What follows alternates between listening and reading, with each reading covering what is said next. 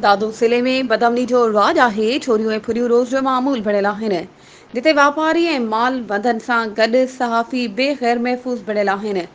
इन हवाले सां वधीक तफ़सील ॾेई रहियो आहे असां सां वीडियो लाइन ते मौजूदु आहे दादू मां CN न्यूज़ जो ब्यूरो चीफ रब्बानी बलोच। जी रब्बानी, तफ़सीलनि खां आगाह कजो। अच्छा जी, बिल्कुलु नाला जी मैं तव्हांखे ॿुधाईंदो हलां त सिंध सहाफ़ियुनि जे लाइ हिकु मक़तलगाह बणी चुको आहे। बिल्कुलु सिंध जा ॿिया बि ज़िला आहिनि, पर दादू ज़िले में अमुन अमान जी सूरत हाल इंतिहाई बिल्कुलु ख़राब थी आहे। आए रोज़ फुरूं धाड़नि जो मामूल बणी चुको आहे। दादू अंदरि शहरी तमामु ग़ैर महफ़ूज़ आहिनि।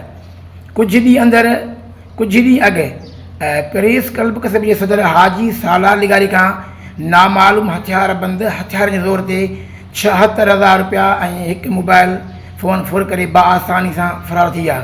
अहिड़ी शिकायत प्रेस क्लब कस्बे जे सदर हाजी सालार लिगारी जॾहिं पट SHO तारिक लाखिर ॾे खणी वियो त SHO साहिबु 3 ॾींहं मुसलसल थाणे ते विहण खां तयारु न आहिनि। अच्छा, ज़राए मुताबिक़ त जेके ॿाहिराड़ी जा SHO आहिनि उहे जेके फुर गुरू वारा माण्हू आहिनि उन्हनि सां उहे मुलुस आहिनि।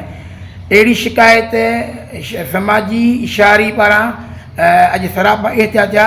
उन्हनि IG सिंध DIG हैदराबाद और SSP दादू खां मुतालबो कयो त शहरनि खां जेके फुर थियल सामान ऐं सहाफ़ी सदर प्रेस क्लब कस्बो हाजी सालार खां जेके फुर थियल सामान ऐं मोबाइल रिकवर कराए शहरनि मां बेचैनी दूर कई वञे।